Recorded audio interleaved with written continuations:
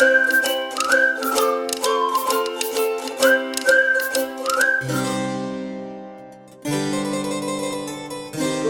shall be ours, for we are the only love gods. Go in with me, and I will tell you my truth. For an archer, his glory shall be ours, for we are the only love gods. Go in with me, and I will tell you my truth. Scene 2, the same. It is so. The Count Claudio shall marry the daughter of Leonato. Yea, my lord, but I can cross it. Any bar, any cross, any impediment will be medicinable to me. I am sick in displeasure to him, and whatsoever comes athwart his affection ranges evenly with mine. How canst thou cross his marriage? Not honestly, my lord, but so covertly that no dishonesty shall appear in me. Show me briefly how. I think I told you, your lordship, a year since, how much I am in the favor of Margaret, the waiting gentlewoman of Hero. I remember. I can, at any unseasonable instant of the night, appoint her to look out at her lady's chamber window. Well, what life is in that to be the death of the marriage? The poison of that lies in you to temper. Go you to the prince, your brother, spare not to tell him that he hath wronged his honor in marrying the renowned Claudio, whose estimation do you mightily hold up to a contaminated stale, such as one as Hero. What proof shall I make of that? Proof enough to misuse the prince, to vex Claudio, to undo Hero, and kill Leonato. Look you for any other issue? Only to despite them, I will endeavor anything. Go. Then, find me a meet hour to draw Don Pedro and the Count Claudio alone. Tell them that you know that Hero loves me. Intend a kind of zeal both to the prince and Claudio, as in love of your brother's honor, who hath made this match, and his friend's reputation, who is thus like to be cozened with the semblance of a maid, that you have discovered thus. They will scarcely believe this without trial. Offer them instances which shall bear no less likelihood than to see me at her chamber's window. Hear me call Margaret Hero. Hear Margaret term me Claudio, and bring them to see this the very night before the intended wedding. For in the meantime, I will so fashion the matter that Hero shall be absent, and there shall appear such seeming truth of Hero's disloyalty that jealousy shall be called assurance, and all the preparations overthrown. Grow this to what adverse house issue it can. I will put it in practice. He cunning in the working this, and thy fee is 1,000 ducats. Oh, be you constant in the accusation, and my cunning shall not shame me. Well, I will presently go learn of their day of marriage. Scene 3, Leonato's orchard. Boy. Signor. In my chamber window lies a book. Bring it hither to me in the orchard. I am already here, sir. I know that, but I would have thee hence and here again.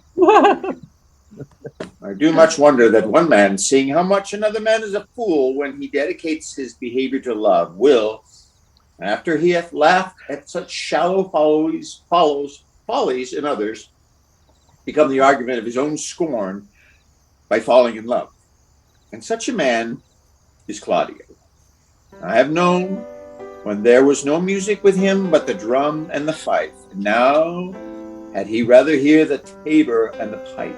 I have known when he would have walked 10 miles afoot to see a good armor, and now will he lie 10 nights awake, carving the fashion of a new doublet. He was wont to speak plain and to the purpose, like an honest man and a soldier. And now he is turned orthography. His words are a very fantastical banquet, just as many strange dishes. May I be so converted and see with these eyes. I cannot tell, I think not. I will not be sworn, but love may transform me to an oyster. But I take my oath on it, till he have made an oyster of me, he shall never make me such a fool. One woman is fair, yet I am well. Another is wise, yet I am well. Another virtuous, yet I am well. But till all graces be in one woman shall not come in my grace. Rich she shall be, that's certain. Wise, or I'll none. Virtuous, or I'll never cheapen her. Fair, or I'll never look on her. Mild, or come not near me. Noble, or not. I, for an angel of good discourse, an excellent musician, and her hair shall be of what color it pleases God. The prince and monsieur love, I will hide me in the arbor. Come, shall we hear this music? Yea, my good lord. How still the evening is, as hushed on purpose to grace and harmony. See you where Benedict hath hid himself? Oh, very well, my lord. The music ended. We'll fix the kid fox with a pennyworth. Come, Balthazar, we'll hear that song again. Oh, good, my lord, tax not so bad a voice to slander music any more than once. It is the witness still of excellency to put a strange face on his own perfection. I pray thee, sing, and let me woo no more. Because you talk of wooing, I will sing, since many a wooer doth commence his suit. To her he thinks not worthy, yet he woos. Yet will he swear he loves? Nay, pray thee come, or if thou wilt hold longer argument, do it in notes. Note this before my notes. There's not a note of mine that's worth the noting. Why, these are very crouches that he speaks. Notes, forsooth, and nothing. Now, divine air, now is his soul ravished. Is it not strange that sheep's guts should hale souls out of men's bodies? Yeah, well, a horn for my money when all's done. Oh, sigh no more, lady, sigh no more. Men were deceivers ever, one foot in the sea and one on the shore, to one thing constant never. Then sigh not so, but let them go, and be you blithe and bonny, converting with all your sounds of woe into hey, nani, nani. Sing no more ditties, sing no more of dumps so dull and heavy, the frauds of men was ever so. Since summer first was levy, then sigh not so, but let them go, and be you blithe and bonny, converting all your sounds of woe into hey, nani, nani. My troth, a good song. And an ill singer, my lord. Ha! No, faith, thou singest well enough for a ship. And he had been a dog that should have howled thus, they would have hanged him. And I pray God his bad voice bode no mischief.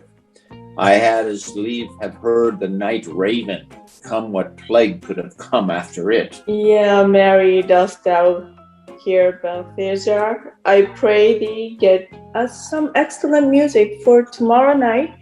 We would have it at the Lady Hero's chamber window. The best I can, my lord. Do so, farewell. Come hither, Leonardo. What was it you told me of today, that your niece Beatrice was in love with Signor Benedict? Oh, aye. Stalk on. Foul sits. I did never think that lady would have loved any man. No, nor I neither, but most wonderful that she should so dote on Signor Benedict, whom she hath in all outward behaviors seemed ever to abhor. Is it possible? Sits the wind in that corner? By my troth, my lord, I cannot tell what to think, bit, but that she loves him with an enraged affection, and is past the infinite of thought. Maybe she doth but counterfeit. Faith, like enough. Oh God, counterfeit. There was never counterfeit of passion came so near the life of passion as she discovers it. Why, what effects of passion shows she? Bait the hook well, the fish will bite. What effects, my lord? She will sit you. You heard my daughter tell you how. She did, indeed. How, I pray you, you amaze me. I would have thought her spirit had been invincible against all assaults of affection. I would have sworn it had, my lord, especially against Benedict. I should think this is a gull, or that the white-bearded fellow speaks it. Knavery cannot, sure, hide himself in such reverence. He hath taken the infection. Hold it up. Hath she made her affection known to Benedict? No, and she swears she never will. That's her torment. 'Tis true, indeed. So your daughter says, "Shall I," says she, "that have so often conjured him with scorn, write to him that I love him?" This says she now when she's beginning to write to him. For she'll be up 20 times a night, and there will she sit in her smock till she have read a sheet of paper. My daughter tells us all. Now, you talk of a sheet of paper. I remember a pretty jest your daughter told us of. Oh, when she had read it and was reading it over, she found Benedict and Beatrice between the sheets. That. Oh, she tore the letter into 1,000 halfpence, railed at herself that she should be so immodest and to write to one that she knew would flout her. I measure him, says she, by my own spirit, for I should flout him if he writ to me.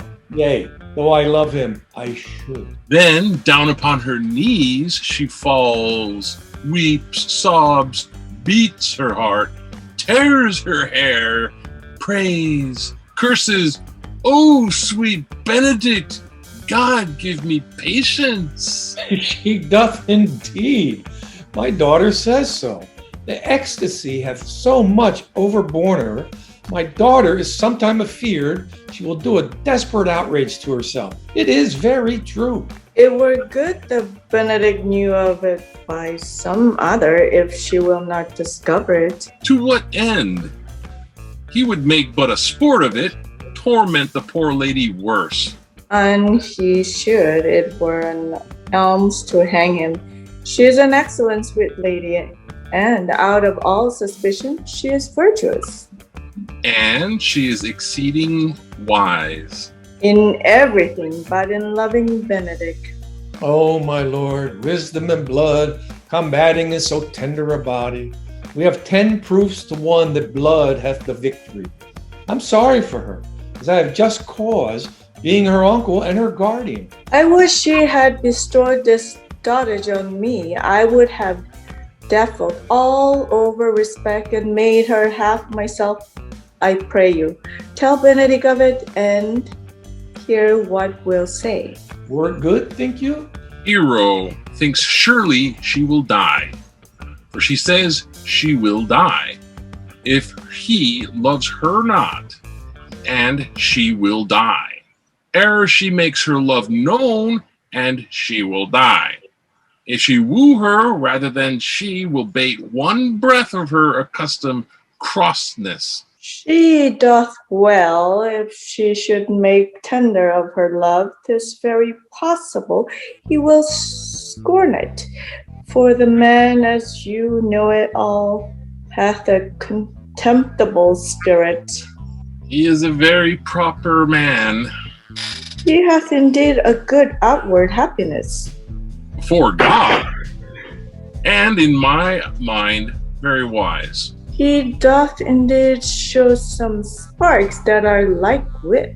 And I take him to be valiant. As Hector, I assure you, and in the managing of quarrels you may say he is wise, for either he avoids them with great discretion or undertakes them with a most Christian-like fear. If he do fear God, must necessarily keep peace.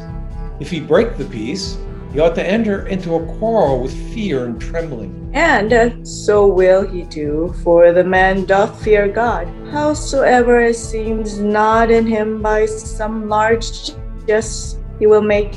Well, I'm sorry for your niece. Shall we go seek Benedict and tell him of her love? Never tell him, my lord. Let her wear it out with good counsel. Nay, that's impossible. She may wear her heart out first. Well, we will hear further of it by your daughter. Let it cool the while. I love Benedict well, and I could wish he would modestly examine himself to see how much he is unworthy so good a lady. My lord, will you walk? Dinner is ready. If he do not dote on her upon this, I will never trust my expectation. Let there be the same net spread for her, and that must your daughter and her gentlewoman carry. The sport will be when they hold one an opinion of another's dotage, and no such matter. That's the scene that I would see, which will be merely a dumb show. Let us send her to call him into dinner. This can be no trick. The conference was sadly born. They have the truth of this from Hero. They seem to pity the lady. It seems her affections have their full bent. Love me? Why, it must be requited. I hear how I am censured. They say I will bear myself proudly if I perceive the love comes from her. They say too that she will rather die than give any sign of affection. I did never think to marry. I must not seem proud. Happy are they that hear their detractions and can put them to mending. They say the lady is fair. 'Tis a truth. I can bear them witness, and virtuous. 'Tis so. I cannot reprove it, and wise. But for loving me, by my troth, it is no addition to her wit, nor no great argument of her folly, for I will be horribly in love with her. I may chance have some odd quirks and remnants of wit broken on me, because I have railed so long against marriage. But doth not the appetite alter? A man loves the meat in his youth that he cannot endure in his age. Shall quips and sentences and these paper bullets of the brain awe a man from the career of his humor? No, the world must be peopled. When I said I would die a bachelor, I did not think I should live till I were married. Ah, here comes Beatrice. By this day, she is a fair lady. I do spy some marks of love in her. Against my will, I am sent to bid you to come to dinner. Fair Beatrice, I thank you for thy pains. I took no more pains for those thanks than you take pains to thank me. If that had been a painful, I would have not come. Do you take pleasure then in the message? Yeah, just so as you take upon a knife's point and choke a doll withal. You have no stomach, Signor. Fare you well? Ah, against my will, I am sent to bid you come to dinner. There's a double meaning in that. I took no more pains for those thanks than you took pains to thank me. That's as much as to say, any pains that I take for you is as easy as thanks. If I do not take pity of her, I am a villain. If I do not love her, I am a Jew. I will go get her the picture. Act 3. Scene 1. Leonato's garden. Good Margaret, run thee to the parlour. There shalt thou find my cousin Beatrice proposing with the Prince and Claudio. Whisper her ear and tell her I and Ursula walk in the orchard, and our whole discourse is all of her. Say that thou overheard us, and bid her steal into the pleached bower, where honeysuckles ripened by the sun forbid the sun to enter, like favourites made proud by princes, that advise their pride against that power that breedeth, there will she hide her to listen our purpose. This is thy office. Bear thee well in it and leave us alone. I'll make her come, I warrant you, presently. Now, Ursula, when Beatrice doth come, as we do trace this alley up and down, our talk must be only of Benedict. When I do name him, let be thy part to praise him more than ever man did merit. My talk to thee must be how Benedict is seeking love with Beatrice. Of this matter is little Cupid's crafty arrow made, that only wounds but hearsay. Now begin, for look where Beatrice, like love-wing, runs close by the ground to hear our conference. Pleasantest angling is to see the fish cut with her golden oars, the silver stream, and greedily devour the treacherous bait. So angle we for Beatrice, who even now is couched in the woodbine coverture. Fear ye not my part of the dialogue. Then go we near her, that her ear lose nothing of the false sweet bait that we lay for it. Now truly, Ursula, she is too disdainful. I know her spirits as coy and wild as haggers of the rock. But are you sure that Benedict loves Beatrice so entirely? So says the prince and my new-trotted lord. And did they bid you tell her of it, madam? They did entreat me to acquaint her of it, but I persuade them, if they love Benedict, to wish him wrestle with affection, and never to let Beatrice know of it. Why did you not so? Doth not the gentleman deserve as full as fortunate a bed as ever Beatrice shall couch upon? Oh, good of love, God of love, I know he doth deserve as much as may be yielded to a man, but nature never framed a woman's heart of prouder stuff than of Beatrice. Disdain and scorn right sparkling in her eyes, misprizing what they look on, and her wit values itself so highly that to her all matter else seems weak. She cannot love, nor take nor shape nor project of affection, she is so self-endeared. Sure, I think so, and therefore certainly it were not good she knew his love, lest she make sport of it. Why, you speak truth. I never yet saw man, how wise, how noble, young, how readily future, but she will spell him backward. If fair-faced, she will swear the gentleman should be her sister.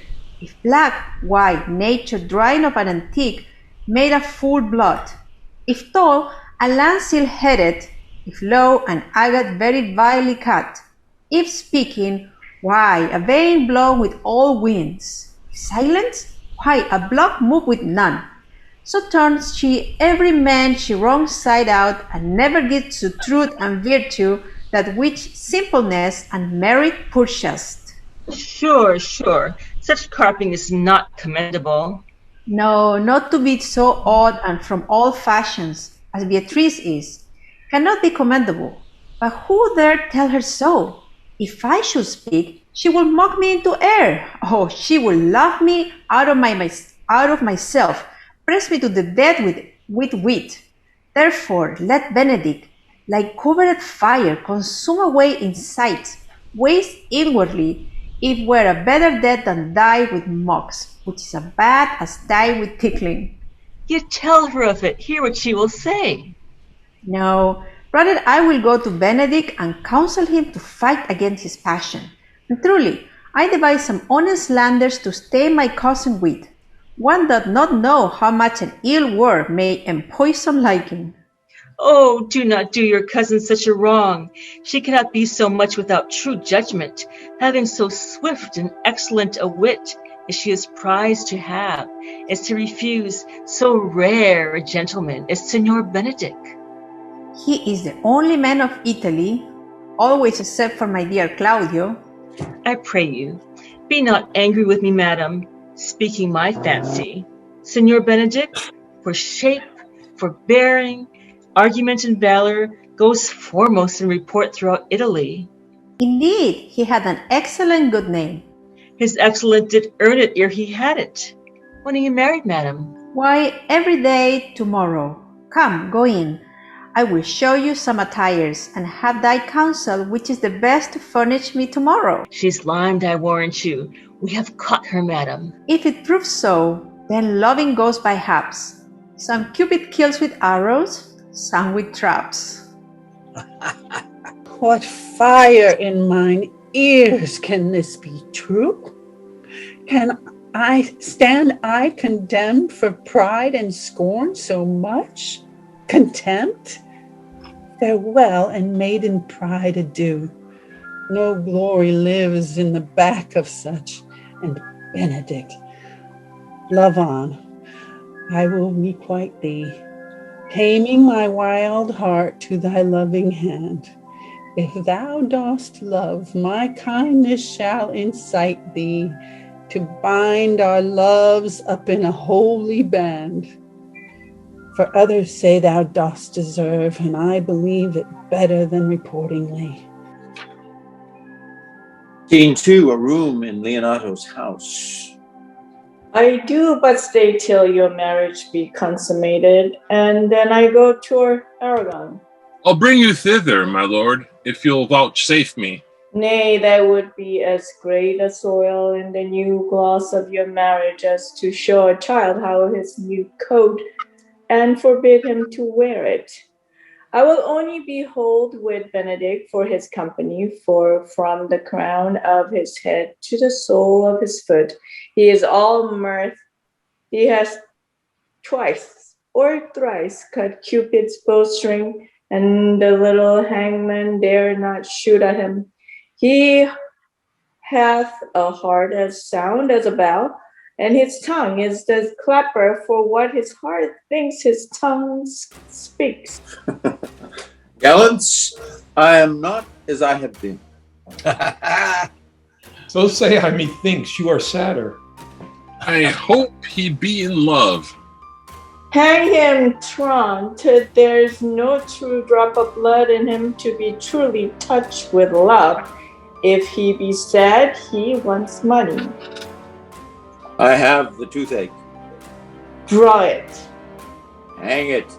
You must hang it first and draw it afterwards. What sigh for the toothache? Where is but a humor or a worm? Well, everyone can master a grief, but he that has it. Yet say I, he is in love. There is no appearance of fancy in him, unless it be a fancy that he hath two strange disguises, as to be a Dutchman today, a Frenchman tomorrow, or in the shape of two countries at once, as a German from the waist downward, all slope, and a Spaniard from the hip upward, no doublet. Unless he have fancy to this foolery, as it appears his hath, he is no fool for fancy, as you would have it appear he is. If he be not in love with some woman, there is no believing old signs. A brushing of his hat in the mornings, what should that bode? Hath any man seen him at the barber's? No, but the barber's man hath been seen with him, and the old ornament of his cheek hath already stuffed tennis balls. Indeed, he looks younger than he did, by the loss of a beard. Nay, rubs himself with civet. Can you smell him out by that? That's as much as to say the sweet youth's in love. The greatest note of it is his melancholy.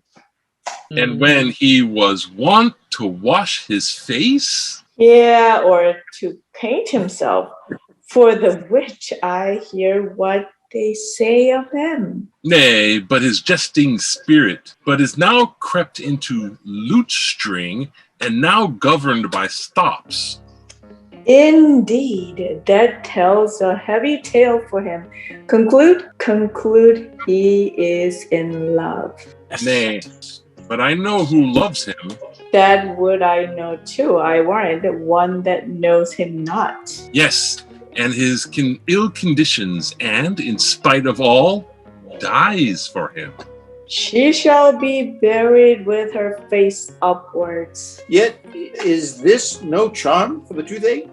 Oh, Signor, walk aside with me. I have studied 8 or 9 wise words to speak to you, which these hobby horses must not hear. For my life to break with him about Beatrice. 'Tis even so. Hero and Margaret have by this played their parts with Beatrice, and then the two bears will not bite one another when they meet.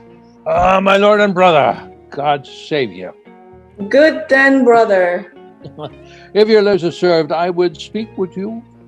In private? If it please you, yet Count Claudio says may hear, for what I would speak of concerns him. What's the matter? Well, it means your lordship to be married tomorrow. You know he does? I know not that when he knows what I know. If there be any impediment, I pray you discover it. Well, you may think that I love you not. Let that appear hereafter, and aim better at me than by I now will manifest.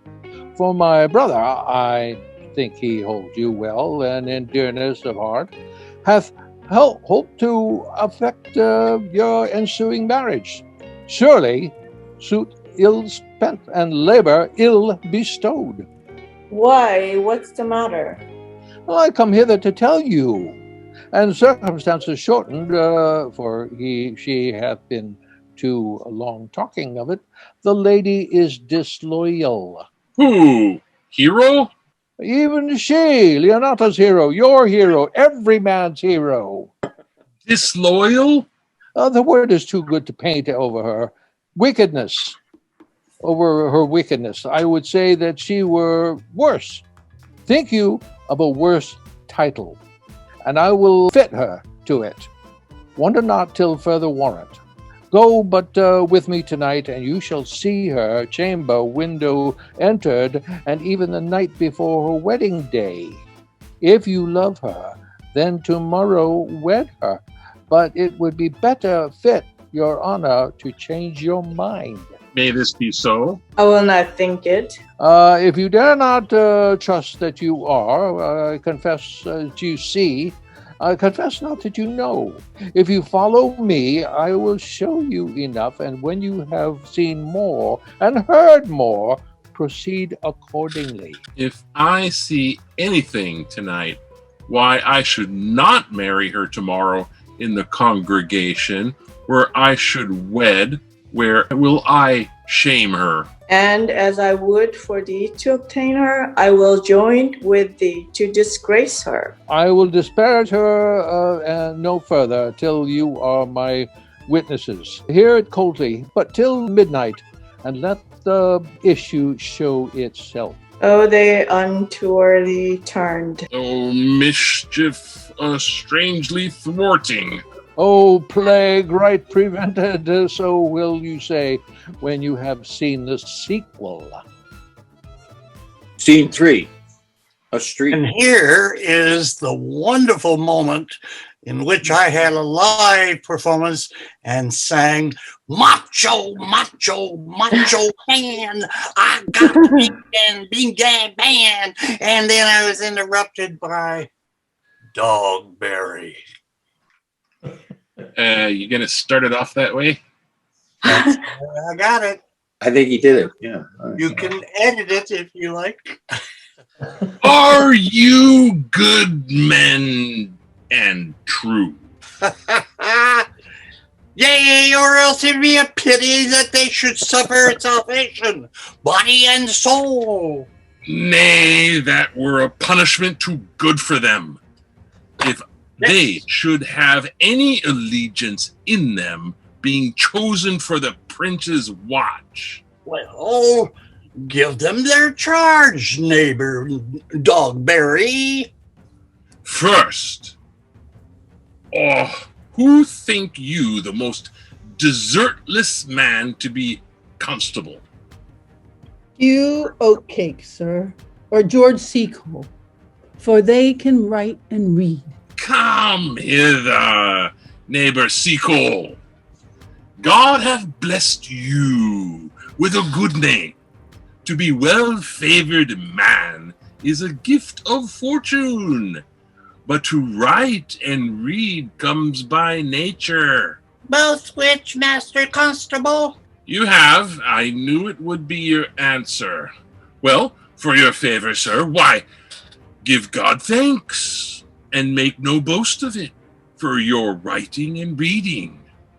Let that appear when there is no need of such vanity. You are thought here to be the most senseless and fit man for the constable of the watch. Therefore, bear you the lantern. This is your charge. Shall you comprehend all Vargrum men? You are to bid any man stand in the prince's name. How if he will not stand?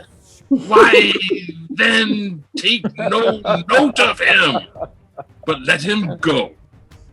And presently call the rest of the watch together, and thank God you are rid of the knave. If he will not stand when he is bidden, is none of the prince's servants. True, and they are to meddle with none but the prince's subjects. Yeah. You shall also make no noise in the streets, for if for the watch to babble and to talk is the most tolerable and not to be endured. Well, We will rather sleep than talk. We know what belongs to a watch. Why, you speak like an ancient and most quiet watchman, for I cannot see how sleeping should offend. Only have a care that your bills be not stolen. Well, you are to call at all the alehouses, and the bid those that are drunk, get them to bed. How if they will not? Why then, let them alone until they are sober. If they make you not then the better answer, you may say they are not the men you took them for. Well, sir. If you meet a thief, you may suspect him by virtue of your office to be no true man, and for such kind of men, the less you meddle with them or make with them, why the more is for your honesty. and if we know him to be a thief, shall we not lay hands on him? Truly, by your office you may, but I think that the touch pitch will be defiled. The most peaceable way for you, if you do take a thief, is to let him show himself that he is, and to steal out of your company. You have always been called a merciful man, partner. Truly, I would not hang a dog by my will, much more a man who hath any honesty in him. If you find a child cry in the night, you must call the nurse and bid her still it. How if the nurse be asleep and will not hear us? Why then, depart in peace, and let the child wake her with crying. For the ewe that will not hear her lamb when it does bay, will never answer a calf when he bleats. 'Tis very true. This is the end of the charge. Yes. You, constable, are to present the prince's own person. If you meet the prince in the night, you may stay him. Nay, my lady, I think he cannot. 5 shillings to 1 on it. With any man that knows his statutes, he may stay him. Marry, not without the prince be willing, for indeed the watch ought not to offend no man, and it is an offense to stay a man against his will. By Our Lady, I think it is so. Ha ha ha! Well, masters, good night. And there be any matter of weight, chances, call me up me. call up me. Keep your fellow counsels and your own, and good night. Come, neighbor. Masters, we hear your charge, and let us go and hear and sit upon the church bench till 2, and then all to bed. One word more, honest neighbors. I pray you watch about Signor Leonato's door. For the wedding being there tomorrow, there is a great coil tonight. Adieu, be vigilant, I beseech you. I do. What, Conrad? Peace, stir not. Conrad, I say. Here, man, I am at thy elbow. Mass, and my elbow itched. I thought there would a scab follow. I will owe thee an answer for that. And now forward with thy tale. Stand thee close. Stand under this penthouse where drizzles rain, and I will, like a true drunkard, utter all to thee.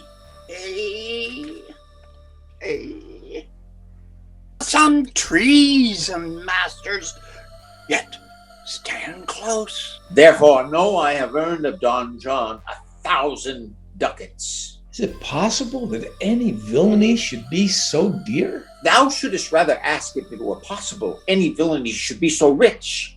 For when rich villains have need of poor ones may make what price they will. I wonder at it. That shows thou art unconfirmed.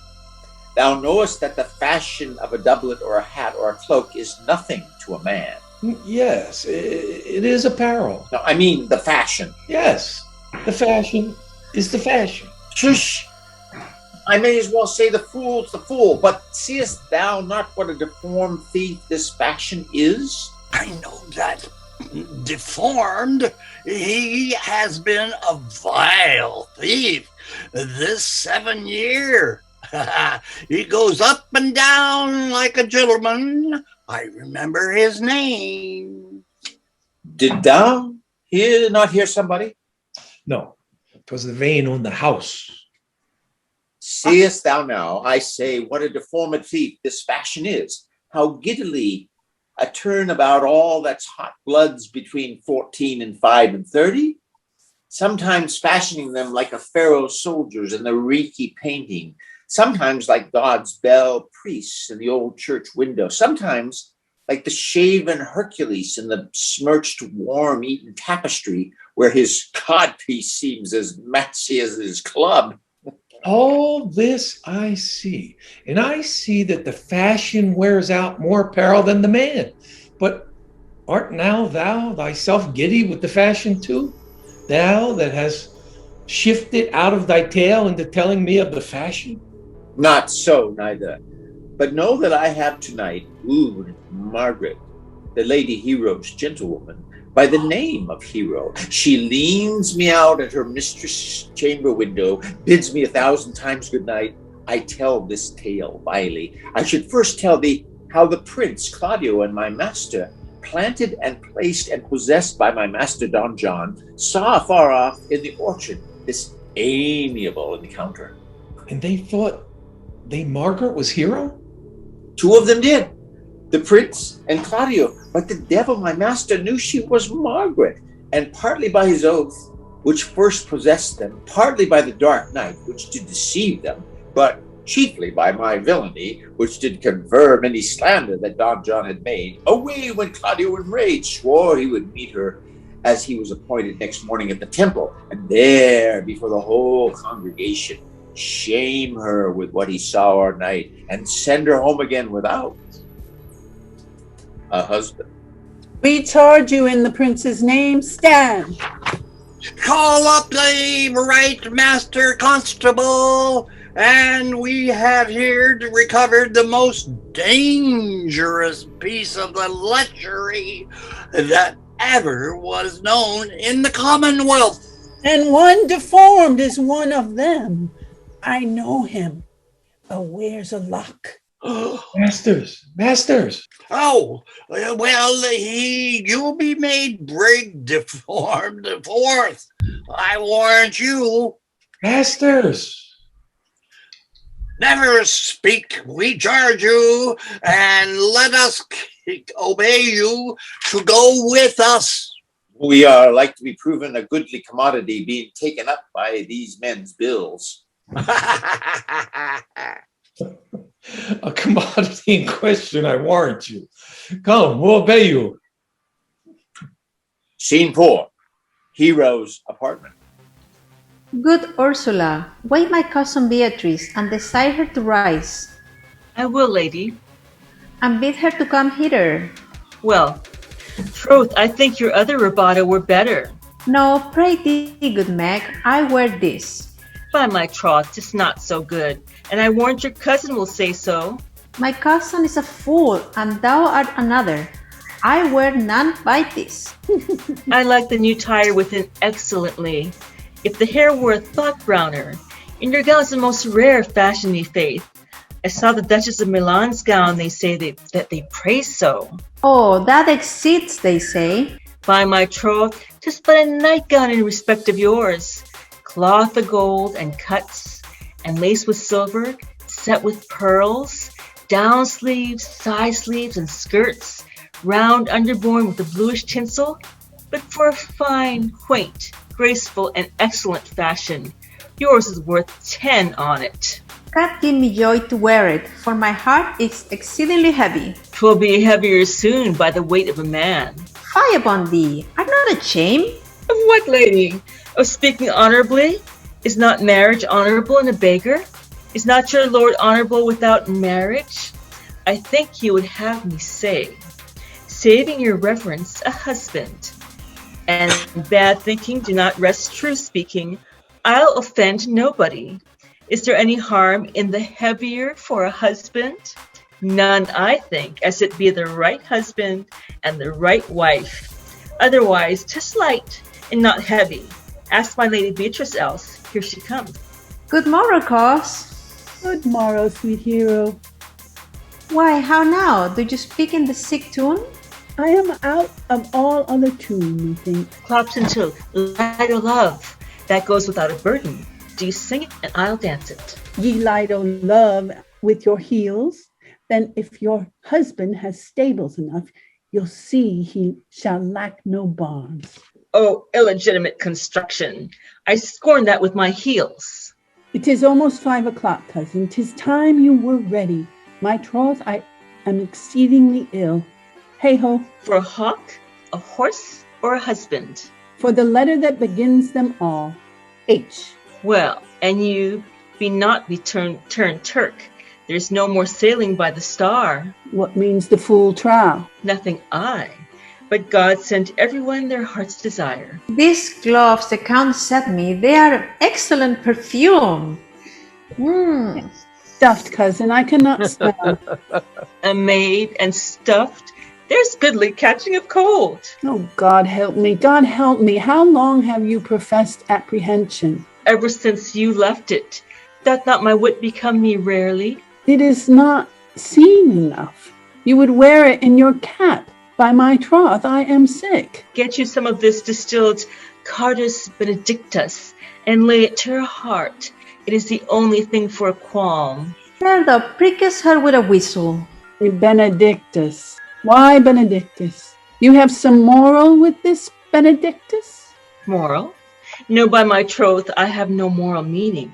I meant plain, holy thistle. You may think perchance that I think you are in love. Nay, by our lady, I am not such a fool to think what I list, nor I list not to think what I can. Not, indeed, I cannot think. If I would think my heart out of thinking that you are in love, or that you will be in love, or that you can be in love. Yet Benedict was such another, and now is he become a man. He swore he would never marry, and yet, now in despite of his heart, he eats his meat without grudging. And how you may be converted, I know not, but methinks you look with your eyes as other women do. What pace is this that thy tongue keeps? Not a false gallop, Madam, withdraw. The prince, the count, Signor Benedict, Don Juan, and all the gallants of the town are come to fetch you to church. Help me to dress. Good Cos, good Med, good Ursula. Scene 5. Another room in Leonardo's house. What would you with me, honest neighbor? Marry, sir, I would have some confidence with you that discerns you dearly. Breathe, I pray you, for you see it's a busy time with me. Marry, that it is, this it is, sir. And in truth it is, sir. What is it, my good friends? Good man Verges, sir, speaks a little off the matter. An old man, sir, and his wits are not so blunt as, God help, I would desire they were. But, in faith, honest as the skin between his brows. I thank God that I am an honest as any man living that is an old man, and no honester than I. Comparisons are odorous. What? Balabas, neighbor Vargas. Neighbors, you are tedious. It pleases your worship to say so, but we are poor duke's officers. But truly, for mine part, if I were as tedious as the king, I could find it in my heart to bestow it all of your worship. All thy tediousness on me, huh? Yea, and it were 1,000 pound more than 'tis. For I hear as good exclamation on your worship as of any man in the city. And though I be a poor man, I am glad to hear it. And so am I. I would fain know what you have to say. Marry, sir, our watch tonight, accepting your worship's presence, had ta'en a couple of the errant knaves to any in Messina. A good old man, sir. He will be talking, as they say, when the age is in. The wit is out. God help us. It is a world to see. Well said, in faith, neighbor Verges. Thank Well, you. God's good man, and 2 men ride of a horse. One must ride behind. Oh. An honest soul in faith, sir, by my troth he is, as never broke bread. But God is to be worshipped. All men are not alike. Alas, good neighbor. Indeed, neighbor, he comes too short of you. Gifts that God gives. I must leave you. One word, sir, or watch, sir. I have indeed comprehended 2 auspicious persons, and we would have them this morning examined before your worship. Take their examination yourself and bring it me. I am now in great haste, as it appear unto you. It shall be suffigance. Drink some wine ere you go. Fare you well. Messenger? It's a messenger? Is it a messenger in the house? My lord, my lord, they stay for you to give your daughter to her husband. I'll wait upon them. I am ready. Go, good partner, go. Get you Francis Seacole. Bid him bring his pen and inkhorn to the jowl. Jail? Now. Jail, jowl, go on. I'm not going to the jowl. It's my dungeon prison. We are now to examine these men. Ah, examination, yes. And we must do it wisely. We will spare for no wit, for I warn you, here that shall drive some of them to anon come, only get the learned writer to set down our excommunication and meet me at the jail. The jail. I said jail. 4. Yeah. Act 4. Scene 1. Archer. Marriage.